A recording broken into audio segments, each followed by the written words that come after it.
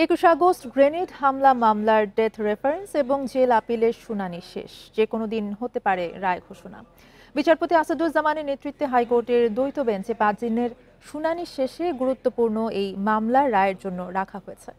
জ্যেষ্ঠ আইনজীবী এস.এম. শাহজাহান জানিয়েছেন, এই মামলায় তারেক রহমান যাবজ্জীবন কারাদণ্ডপ্রাপ্ত আসামি হলেও তিনি দেশে না থাকায় আপিল করতে পারেননি। তবু তার খালাস চেয়েছেন আইনজীবীরা। শুনানিতে ভারত, পাকিস্তান সহ বিভিন্ন দেশের সুপ্রিম কোর্টের রায়ের উদাহরণ তুলে ধরে আইনজীবীরা বলেন, অন্য আসামিরা খালাস পেলে তারেক রহমানকেও খালাস দিতে পারেন আদালত। আলোচিত এই মামলায় বিএনপির সরকারের সাবেক স্বরাষ্ট্র প্রতিমন্ত্রী লুৎফুজ্জামান বাবর এবং আব্দুস সালাম পিন্টু সহ ১৯ জনকে মৃত্যুদণ্ড দেয় ঢাকার একটি আদালত এবং তারেক রহমান সহ ১৯ জনকে যাবজ্জীবন কারাদণ্ড দেওয়া হয়।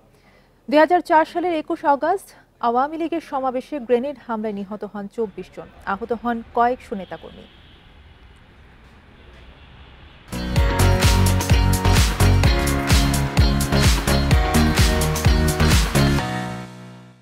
তারেক রহমান সাহেবের আপিল করতে না পারার পিছনে কারণ হলো his life was in danger. কোনো এভিডেন্স তার বিরুদ্ধে নাই এবং যেই সাক্ষ্যের উপরে বা কোনো মেটেরিয়ালসের উপরে ভিত্তি করে সাজা দেওয়া যায় এমন কোনো এভিডেন্স বা এমন কোনো মেটেরিয়ালস ওনার এগেনস্টে এই মামলার এই 13 ভলিউমের পেপার বুক, 10,000 12,000 পৃষ্ঠার পেপার বুকের কোথাও কিছু পাওয়া যাবে না যেখানে ডাইরেক্ট ওনার কোনো ইনভলভমেন্ট পাওয়া যায়।